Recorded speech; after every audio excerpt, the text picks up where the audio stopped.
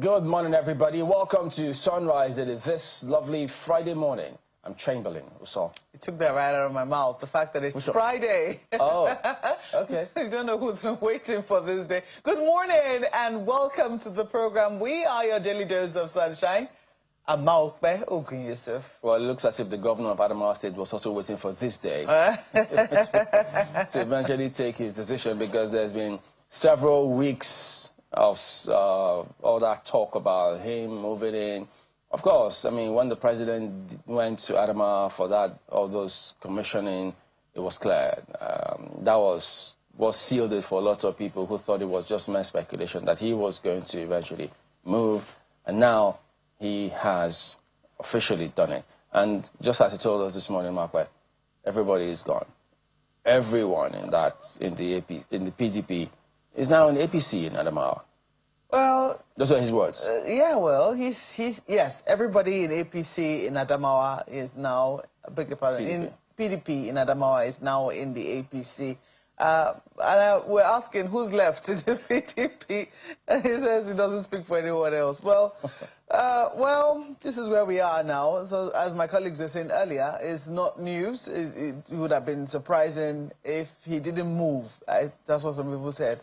I'm still very curious, Chamberlain, as to what exactly has caused this mass defection we've seen in the PDP, starting.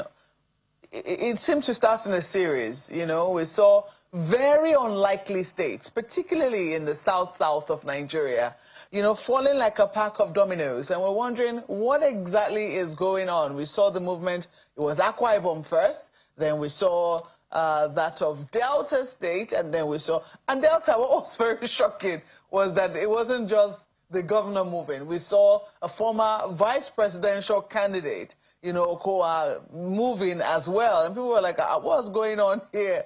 And he said, oh, you know, I actually made a mistake. Then we saw more and more of these defections. We also saw, even in Rivers State, that defection, which some people say maybe did not exactly achieve what the governor defector hoped it would achieve, but that has been settled quietly. And then, of course, it also moved up north. We saw quite a number of defections, even in states like Plateau State, which we thought, okay, we're going to be standing very firmly in the opposition.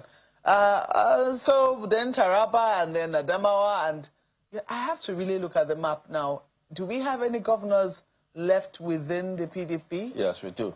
But the first three you mentioned, Zamfara is still there among some others. Okay. Or you're still there. But the first three you mentioned, when you speak about Adamawa, well, you know, the former Vice President, Atiku Abubakar, is from Adamawa. That is significant. You would have thought that, okay, what's going to happen? But now, clearly, the APC doing some political calculations there. So now that the governor, as he told us this morning, that everyone that was in APC has moved, sorry, I was in PDP, has moved to APC. He says, look, we're all here now. We're all in the APC. So that is going to give the former vice president a headache in terms of how is he going to then move forward, because the APC has, well, should I say a foothold, so to speak, in Adamawa.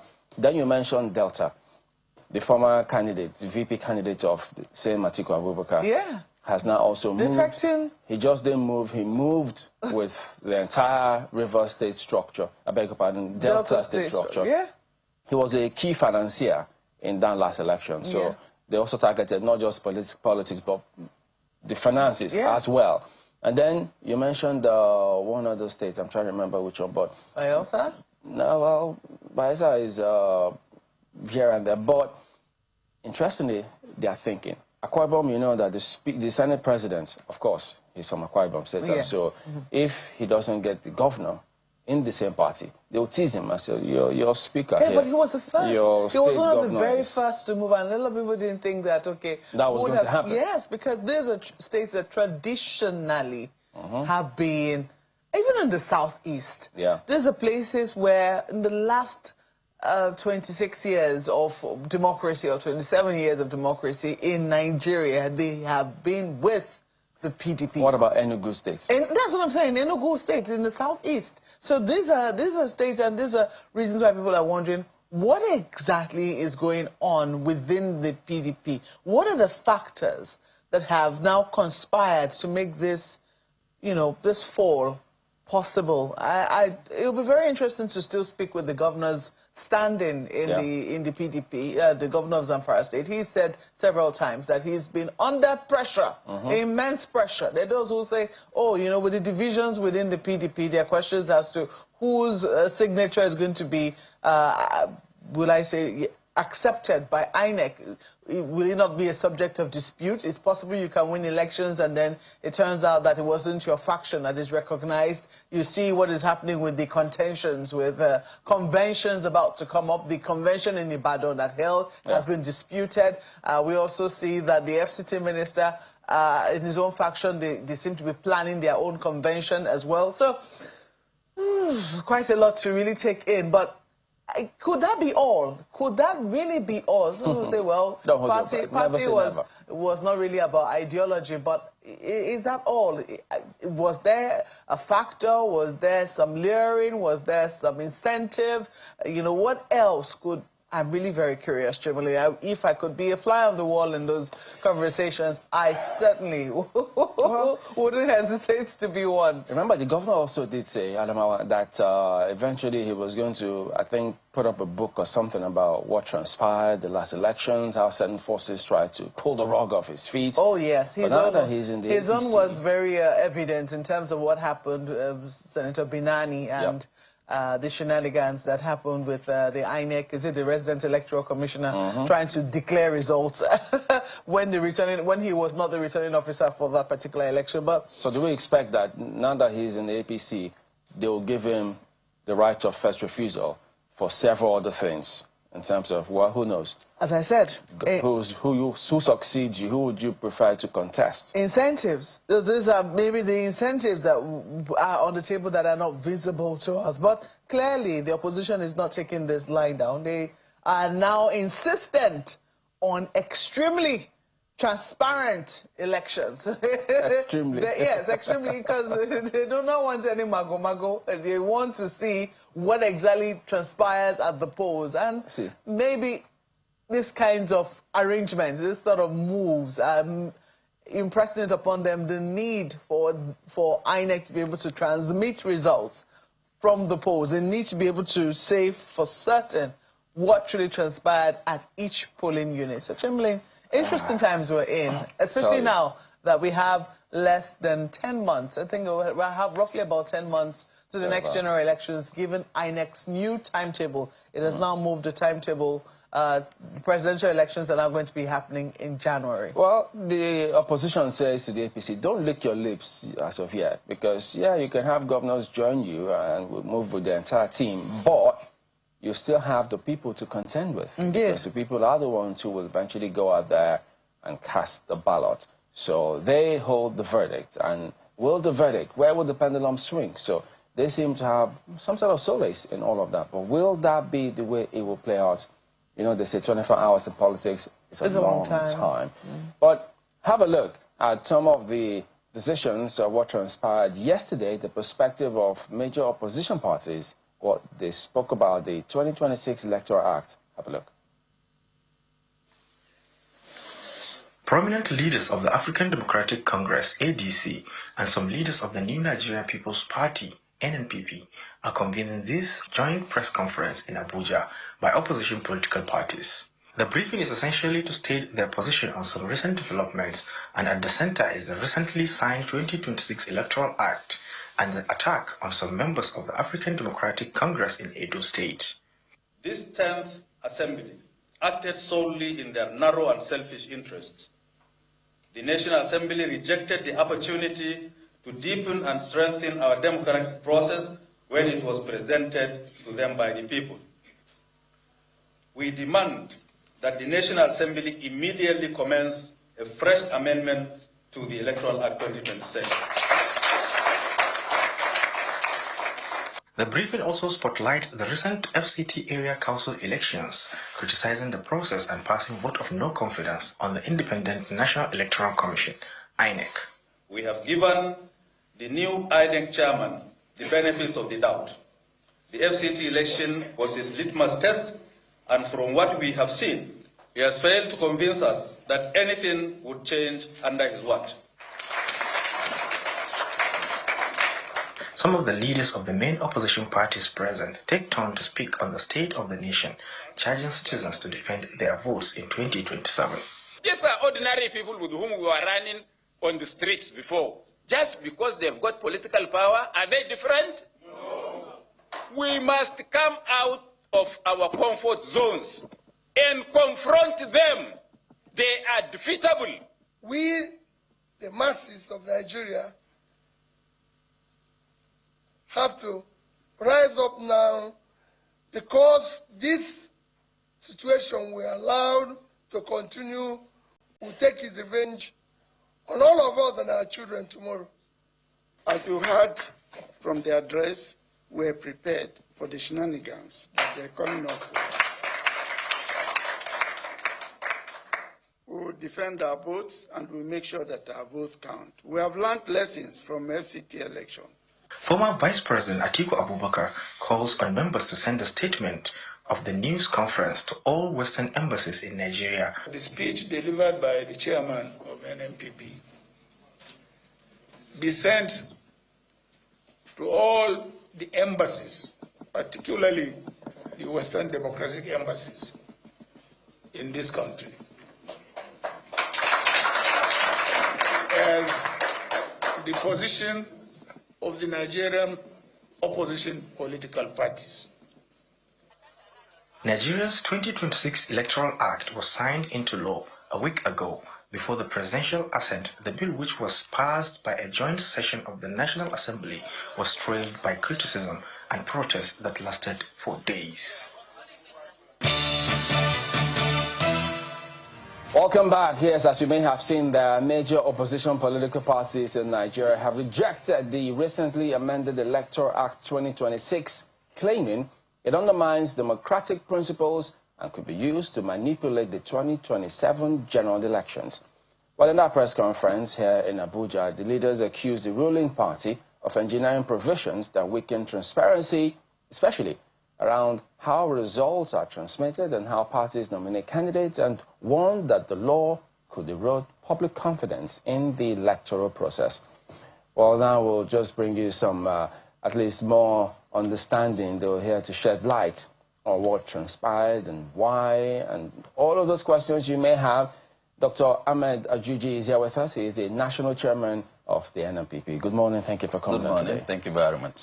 It's good to see you, sir. Thank you. Good to see you too. Thank you so much. Well, that left a lot of people with so many questions at the back of their mind, saying, wait a minute, opposition parties, all of them came together, and most of them came together, but we just did elections. They just went through the round. So why now?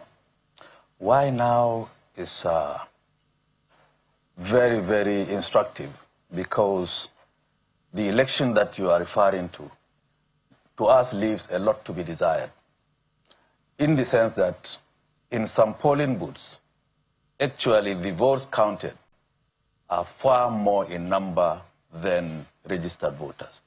That is just one statement that can illustrate to you that the election is not all well and good.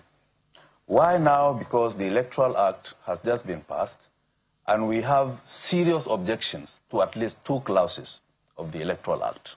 The first one has to do with transmission of election results. Okay. We believe that we have not reached a stage where you can vote and then your vote will now count directly, go directly to the INEC IREF. We hope we can get to that.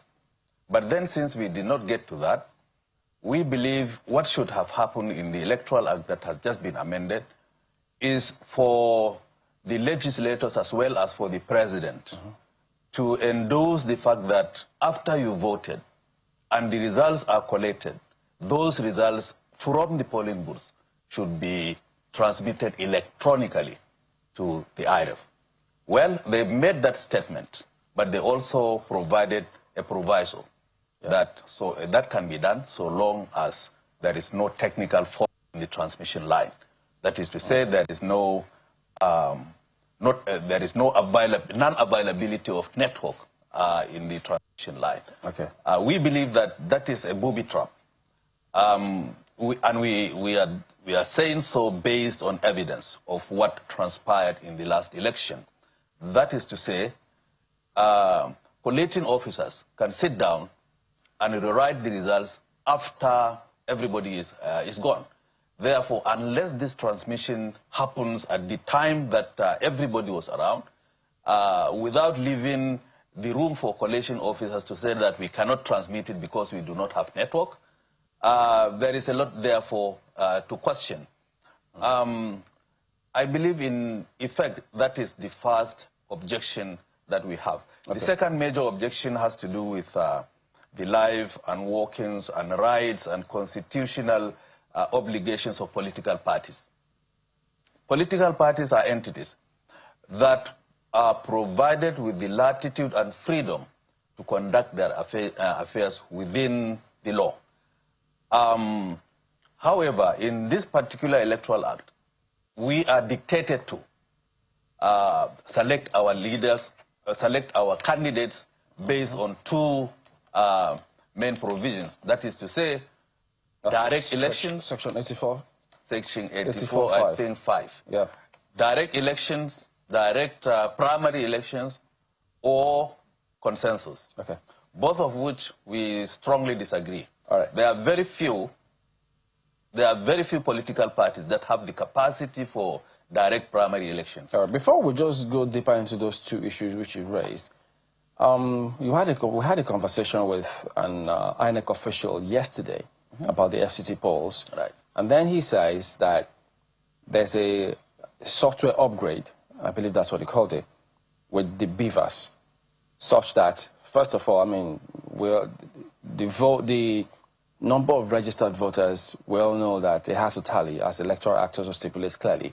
But he says that upgrade, the recent upgrade, makes it such that if the figures you have from EC8A does not tally with what you have entered into the beavers, you cannot upload.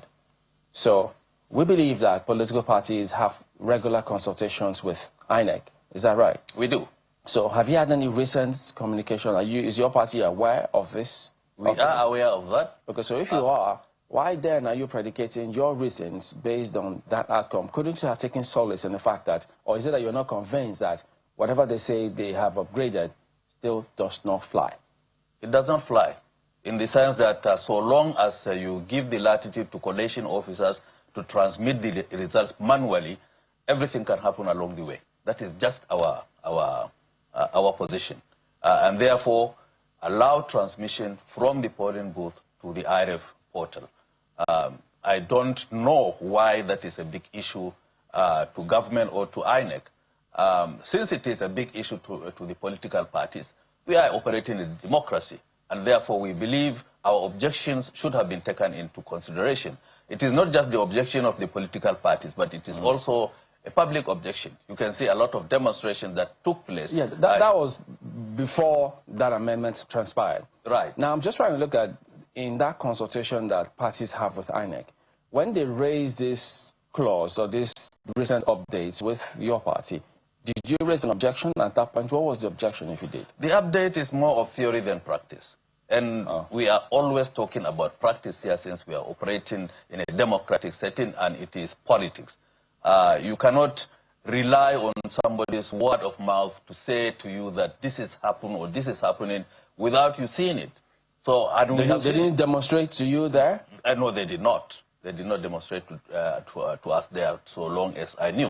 And the consultation was, I think, a week or two before the FCT elections. We have been told of a lot of things that they upgraded and that they are going to do. But all what we are saying is that let us see it on the ground. And we have not seen that in the FCT elections. That now added fuel to our fire of objections that we have raised.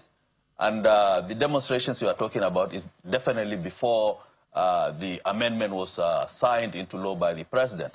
And every demonstration, of course, is staged in order to prevent something that you don't like. So it couldn't have come after the amendment is passed. Prevent is the keyword there, but you know how the law works. The law is that people agitate for what it is that they want to see in the law. And they do their best to pressure their lawmakers to make sure that they do what it is that they want to see. That was what the demonstrations were all about. That's what the demonstrations ought to be. And for the last, I've been in this media space now for a bit, the last 1 week, we haven't really spoken about the laws. We spoke about the laws prior to the FCT elections. Throughout this week, most media houses have focused largely on the FCT polls, what it indicates, etc., etc. But the conversations around the electoral amendment seems to have come to an end because the president has since put pen to paper and has signed it into law. Yet, that is when opposition parties seem now to have woken up to the fact that this is a new reality. No, we will not accept this. And people are wondering, are you just waking up? Where were you all of the time? We saw the efforts of your members within the National Assembly, but don't you think that the pressure which you're about to apply now ought to have come way before this time? I am absolutely certain you knew that such pressure did come in various forms. Even my party had written and objected to it to the members of the National Assembly. You are saying, therefore, that once the electoral law is signed, it becomes sacrosanct. It is a law, but it does not mean that it cannot be re-amended. And I think the last amendment, which was assented to by the president, was not the first amendment of that electoral act. And therefore, laws are made generally for society to operate in ways that satisfy the aspirations and objectives of groups and individuals. But we are not seeing that here. Despite all the objections, of course, opposition parties in the National Assembly are in the minority, but their views should have been heard when you corroborate those views with what is happening out there in society generally. So most people, we believe, do not agree with the fact that transmission should be manual from polling booths to the IREF. It should have been electronic. I am saying that we have not reached a stage we know where we can even insist that as you thumbprint the ballot paper, it goes to an IREF portal where all is collected, as it happens in a lot of the countries, if not most of the countries of the world. Why can't we get there? And they came up with this excuse that there could be no availability of network in the polling booths. That is not true, with all due respect. It is definitely not true. We all know that most of this country has been covered by network availability, up to about, I think, 93%. And therefore, why can't you give the whole thing for the 93% instead of sticking to the remaining 7% and say that there could be no availability of network, and therefore you are not going to transmit it automatically when somebody votes and is collected at the polling booths? Yeah, as well. Again, this conversation happened within the National Assembly. The National Assembly will say, oh, well, they did hear, because we saw two versions passed by the House of Representatives and also the Senate, two separate versions. The Senate, it seemed to not be in support. In fact, they said they did not, they just left what was in the old provision in the 2022 Electoral Act. They let INEC have discretion that. The House of Reps had a different approach. They supported wholeheartedly that, you know, transmission be made from the IRF. So there was now, they were supposed to have a reconciliation, and it was in the, what do they call that now? Harmonization Committee. That we now, so even though they, at the end of the day, were told that they did not sit, that the Harmonization Committee did not sit, the bills just went to both chambers, and what eventually came out was the Senate seeming to make concessions, saying that it should be electronically transmitted. But in the case, and some people will say, on the face of it, it does sound like common sense. I mean, we live in Nigeria where sometimes, yes, we know that largely bank networks have worked pretty well, and people do their electronic money transfer easily. But we do know that there are times when it doesn't work. There are times when systems are down. As people say, on the face of it, it does look like they mean well. So do you really think that we should be really on the path where we will accept that everything will be foolproof on that particular day, especially with regards to the network? Can we really take that? Can we really take that sort of risk with our elections? Yeah, I think if the risk is worth taking, we should take the risk. But that risk is practically not there, because the last chairman of INEC, Mahmoud Yakubu, has indicated clearly that where you have non-availability of network, still input the results into the machine that is given to you. If there is no network, whenever network is available, the machine will now transmit it to the INEC portal. So the fear that you are exercising, you are expressing, is practically not there, and that is our stand. We made it clear even yesterday that there is absolutely clearly no danger that anyone's vote is going to be missed in counting if at all we go automatic transmission from the polling booth up to the IRF portal. You asked a important question that they maintain some provisions of the All Act. Mm-hmm. If you are maintaining key provisions of the All Act, why amend it in the first place? So there is, it doesn't make a lot of sense at all. No, and that's what the Senate did in the first. Yeah, that's right. In the first instance, that's right. They said they just maintained the before the so-called harmonization. And when the harmonization came, you know the result. You have seen the result. Yeah. There's absolutely virtually no harmonization at all. Mm-hmm. The committee itself, we have on good authority, did not even sit. Yeah. So, but that was because they repealed and reenacted, and so there was no point having that harmonization committee, because that committee was there in the first instance, but when that was repealed, there was no harmonization committee required, because they all agreed on the same thing. There was nothing to harmonize. No, there are things to harmonize, because the version passed by the House of Representatives is different from the version passed by the Senate. No, that's what they told us. They then said that was in the first instance. That was why they had that harmonization committee. But when they had repealed it, they adopted the version that the Senate had, and so there was no need for harmonization, and so it passed across both houses. We were equally thinking there was going to be harmonization. That's right. That is quite faulty. I mean, why vitiate your own laws or procedures just because something is passed by one and therefore should automatically be assumed that everything is agreed to by both houses? That harmonization, whatever the case is, whether something is repealed or not, at least you should have given them the chance to see whatever it is that need not be harmonized.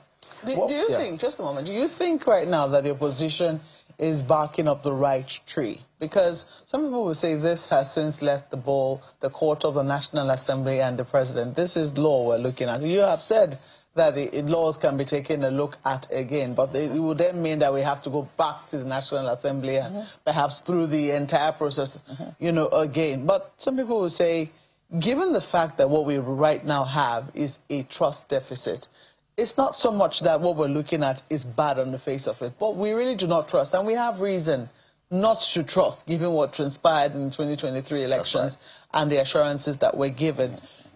In this instance, we have been told that electronic transmission, and we've seen it, that electronic transmission is in the law. And what they're saying is that in the case that there is no network, then your manual should be allowed. And what we're saying that exactly, you are saying that this will most likely not be the case, and that there's no need for that. However, some people will say it would seem that where the dispute, I mean, given our experience in the past, where the dispute really comes from is the fact that the form EC8A, as is, the physical copy, when it is now, when it has been finished with, you now find alterations sometimes that now sometimes still find their way to the IRF. Now, some people have said that perhaps the question should be, because we have been told by INEC that the current beavers will not even upload anything that doesn't seem to tally. That's what they have told us. I do not know if you witnessed it in the FCT elections, because that's what they claimed happened in the last FCT polls. And we wait for political parties to give us a true analysis of what their experience was like. However, some people will say, if ever there was a dispute, because some people say that's the tricky part, if ever there was a dispute between because the electoral officer will still be mandated to take a picture of the, from ECHA, and then wherever there's network, even if manual collation has been done with what they have at hand, wherever there's network, it is what is on the IREF portal that should be the final fallback to. Do you think that there needs to be some sort of regulation by INEC that stipulates that wherever there is a dispute, it is what is on the IREF portal that they will go with? Because that should be the correct thing. Do you think that that will calm political parties down? Or do you think that that would not be strong enough to be able to stand the weight of whatever pressure the law would, test it against? I take your latest statement to be the truth. There is no way that you can convince anyone that certain election sheets, the forms, the ECA, cannot be altered. And we have seen that in the FCT election. They were altered, and you can see the alteration physically, and at the same time, the result has been transmitted anyway, or purportedly transmitted anyway.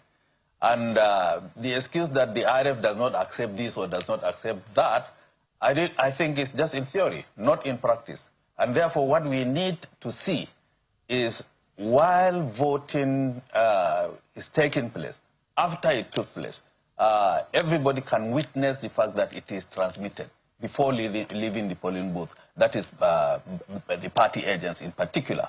Once that is done, I don't know why it is so difficult for government to say it is so, because up till now we are not convinced that there are parts of this country where network is not available at the time of election and will not be available after it.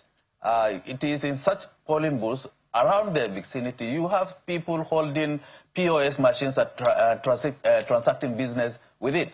Therefore, why not? Why not also? We are not saying it is going to be foolproof, but let us get to a point where everything is going to be acceptable to the majority of those participating in the process. It will be acceptable to whoever it is in government, and it will be acceptable to voters as well as the political parties. That is what we are looking to. As we wind down, I mean, in that same result that was circulating, the one you highlighted, where I believe is the one that has 1, 2, 1, 2, which, because yesterday when we were speaking with the INEC representative, he said that if you look at that form itself, that the lady in question made a mistake. Rather than entering, crossing out the entire figure and writing the correct figure just on top of it and sign, she decided to just alter it like that. And that if you look beneath that same document, you see that they wrote the appropriate tally number in terms of in words.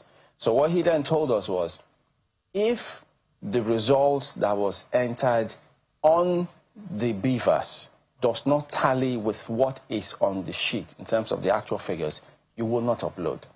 So what he invariably was telling us was the right figures were entered. If you calculate properly, you will see that the right figures was entered. And so if you predicate your complaint based on just that alteration, that is far from the point. If you are a political party and you are told that this is what INEC said, will you believe them? You will find it very difficult, very hard to believe. Not. Well, fortunately, you are not.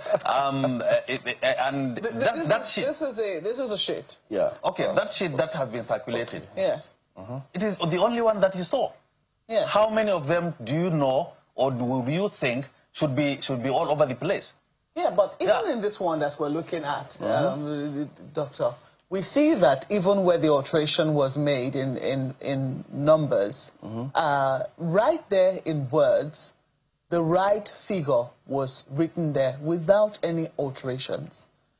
I keep wondering if this is a very good example for the opposition to point to say that, look, this is it, 121, and then you see it right there, 121, written right beside it. Which is not what... So I'm asking, is this enough for the opposition to say, oh, look what happened to this. As a result of this, this is what we are afraid of, and this is why we're saying you have to put it in the law. But if you look at this, you can see that it does appear to be a genuine mistake. It probably and was corrected right there. It probably is a genuine mistake. Yes. But I'm saying, how many others that we did not see? Did you see any other? That's what we're asking. Have we been allowed or called upon to come and inspect everything? I think you will get to that position when some of the political parties go to court against this kind of practice. Definitely, courts will now summon all of these sheets for parties to inspect. And we have seen such cases happen with alterations that have now proven to be different from the actual total, which the courts have Do you currently have access to the IREV? No, you don't. You don't have access to the IREV platform? Unless if you ask for it. The opposition parties in the last election have access to the IREV platform? No. Why not? How did they get this then? I'm not sure. How did they get this? This came about from people who snapped these result sheets, and it went viral. Do you know how many of them that were not even snapped, let alone for them to go viral? You should be able to have access to the IREV. Yeah, that's right. That's right. Okay, but as it is now, you're asking for amendment of two things. Yes, for sure. Direct primaries should not be taken away, and then you want full electronic transmission of results. That's indirect primaries. Sorry. Indirect primaries. But wait a minute. Listen to what the the chairman of AGC, David Mark, was saying there. It is direct. That was taken away. No, the indirect one is the one that is taken away. So, and the government is insisting that we do the direct one. As you wind down, what would you say to those who think, because if they listen to his comments, it appears as though your party might have seen the handwriting on the wall saying, look, if things continue that way, I think we're going to massively lose out because, number one, you haven't even held congresses in certain areas. And so, meanwhile, things are already happening in other political parties, so they've stolen one step or so to speak, ahead of your party. And then they've also seen, because if you don't get your acts right at this point, chances are that there might be problems ahead. So you've seen handwriting on the wall, some say, and then that's why you seem to be bringing this point after FCT elections. Absolutely. You always see the handwriting on the wall before you make an objection, isn't it? So all what we are saying is that let's go back to the drawing boards, have a critical look, since there is a wave of public opinion against the particularly electronic transmission or lack of it, than anything else. So why can't you go back to have a look at it? So if a law is passed, the law is for the people. If the majority of people or there is a wave of public opinion against it, I find no reason why it should not be amended once again. Are you going to be sponsoring a bill to the National Assembly, or how do you hope that this will happen? The amendment? Yes. Yeah. How are laws amended? How is this one even amended in the first place? But how do you have to have your way? It hasn't answered my question. Are you sending a bill to the National Assembly? Or do you intend to go to court? There are many ways of amending the law. It is only the National Assembly that can amend those laws, isn't it? And even if you go to court, it still will have to come back to the National Assembly.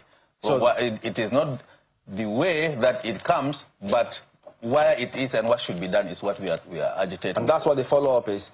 When it does come back, assuming you follow those processes, how do you plan to have your way if you're in the minority? In the National Assembly? Yeah. Well, I think there are a lot of people who are in the majority and who have conscience to vote appropriately. So I wonder where those consciences were when they voted this time. Yeah, that's right. The conscience has been vitiated by other things. All right. Dr. Ajuji Ahmed is National Chairman of NNPP. Thank you very much indeed for your time this morning. All right. Well, back in a moment, everyone. Stay on with us. Thank you. Thank you very much. Welcome back to Sunrise Daily. We'll continuing our focus on the elections, electoral matters. Dr. Bina Simon joins us this morning. He was the candidate, the flag bearer for the SDP in the just concluded AMAC elections. Concluded because he says no point going to court. So maybe I'm safe to use the word concluded, but for some others they think it's not over until it's over. Good morning. Thank you for coming on today. Good morning. Thank you for having me. Well, it's a Friday, so I can be a little light on people. When they see this, what's going on here? Is this not the clone of former president? So people are looking at me wondering, what are we doing this? But you did go for that election, and so it was a serious matter at that point in time. Yes. But before we even come to that, Why made you go into elections in the first place? Well, for me, what drove my interest to go into the election is about the people.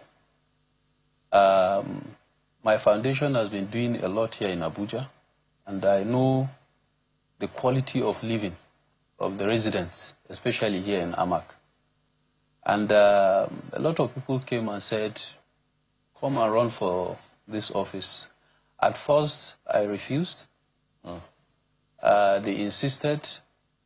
I still refused. They had to talk to one of my mentors, you know, to talk to me, and then he threw one or two questions to me, and I saw the need. Because the question you asked me is, you have a foundation, you are doing things for people. I said, yes. He said, do you know the number of people you reach out to as AMAC chairman? So that was where he got me. So, do you regret going in or taking his advice? Not at all, because the experience I gained now, I doubt if there is amount of money that would buy it. Because when you did say, when other people thought, no, there's an injustice here, we will challenge this, you thought it's going to be a waste of time for you. Look, in politics, apart from, you know, the theatrics, you have to face the reality. What will you do? You see, in the election is very clear. A lot of people were shortchanged, sidelined, because I've never seen where you have election and then a day before the election there's curfew, 8 p.m. A lot of voters in Otako Market, in Jabi Market, in Garki, City Center, a lot of the people doing businesses there don't live there. They live in places like Nyanya, they live in Maraba, they live in Karshi, Karo. They come, do their business, lock up their shop and go back, probably because of the cost of rent also. All these people were shut out of the election because there's, what is it called, roadblock everywhere. Are we assuming they didn't register where they live? They didn't register where they live, they registered where they do business. And it has been a culture and tradition that any time there's election, they leave early in the morning. Around, say, 4, 5 a.m. in the morning. They come to their polling units just to vote. So you think that curfew was deliberate? It was deliberate because anybody that does politics in AMAC understands the behavior of the voters, okay? They understand the pattern. They know how it goes. So what do? One, stop them from coming to vote. A lot of them, you see more than 500, 1,000 vehicles lined up. They've been refused to enter into the city center and other places, Apo Mechanic and the rest of them. They don't live there. They do business there. And then when INEC also came, they registered them there. Okay? And then you look at all these things and then you feel it's just a normal thing. No, it's not normal. It's not normal. You don't put curfew. How do you intend, what do you want the people to do? You put curfew when there is an uprising. In the history of AMAC election, this 2026 is one of the most peaceful campaigns. There was no clash whatsoever among the political parties. No fight, no nothing anywhere. So what warranted the curfew in the first place? You put curfew when there is fear of maybe there is a kind of uprising or some thugs or whatever, but there was nothing like that. If there is, let the police give the record. There is none. I didn't record any. I was one of the, candidates that campaigned rigorously. There is no nook and cranny of AMAC I've not entered. I don't just come to a particular ward and then people gather, I address them. No, I go community by community in that particular ward. And I've never encountered either attack or something of that nature. Then why the curfew?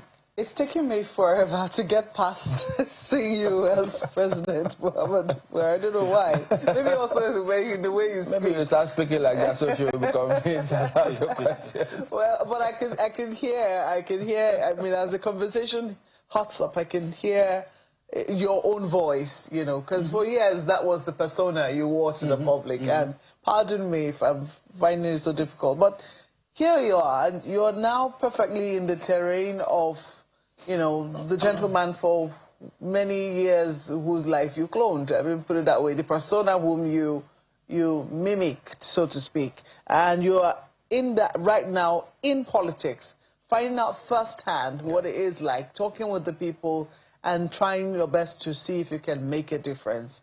I'm just wondering, what new things did you learn in the process? Because clearly, when our correspondent spoke with you, you didn't have a lot of faith in the resolution process. But at least you had faith enough to say, yes, perhaps I can take this on, and maybe perhaps the people's votes will count and I will be able to make a difference. You don't believe the votes counted, do you? Okay, so again, in the history of AMAC election, this is one of the most apathetic elections. INEC will disagree with you. No. But go ahead. They can disagree with me, but this is reality. Everybody that voted in AMAC knows that. Okay, well, you go to a polling unit. You're being very specific now. Yes. You say AMAC, not FCT elections. I'm not okay. I have to speak on the jurisdiction where I contested the election. I wasn't in Kwali, Kuje, Abaji, and the rest of them. I do not have the details for AMAC specifically. So, in AMAC, you go to a polling unit where you have 5,000 registered voters, or 2,000 registered voters, or 3,000 registered voters. You find out only 5 people or 7 persons are there to vote. Okay? And that is how it was across the area council in AMAC.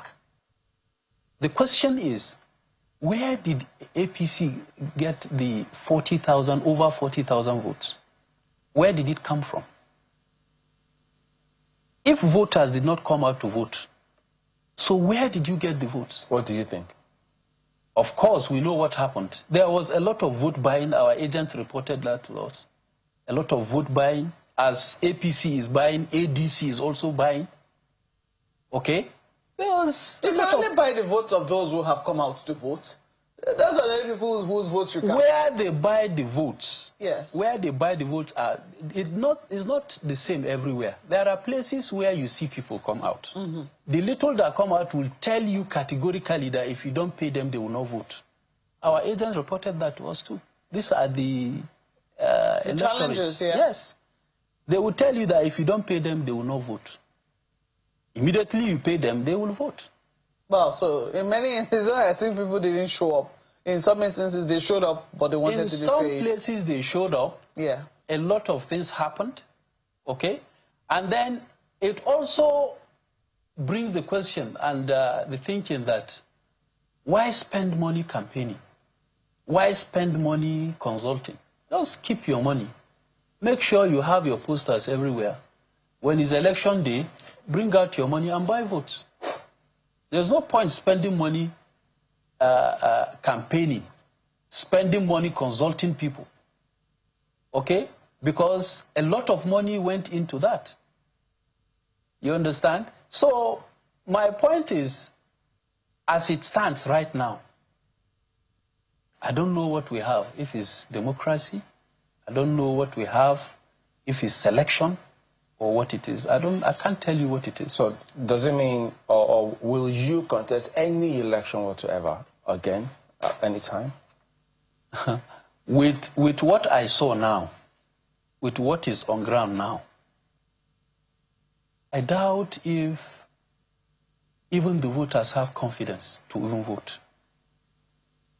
I have a lot of people who said they are not coming out to vote because they know the votes will not count.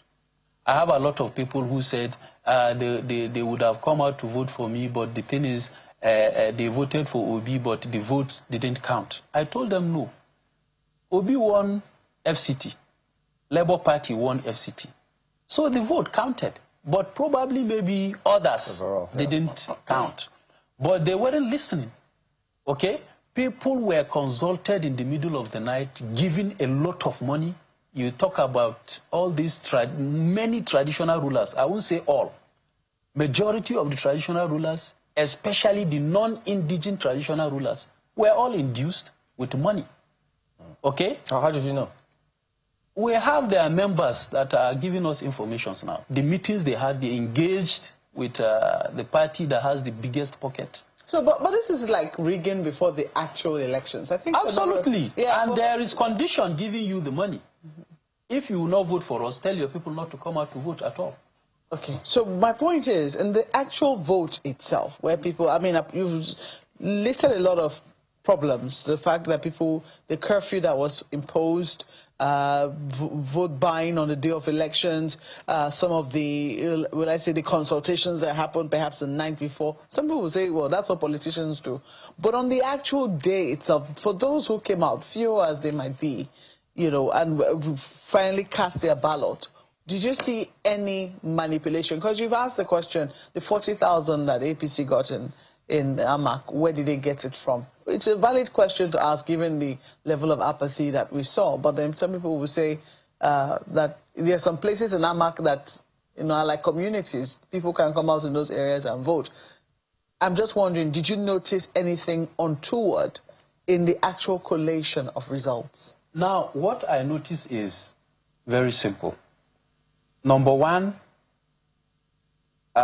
so many factors came into play in the just concluded election. One, there is vote buying.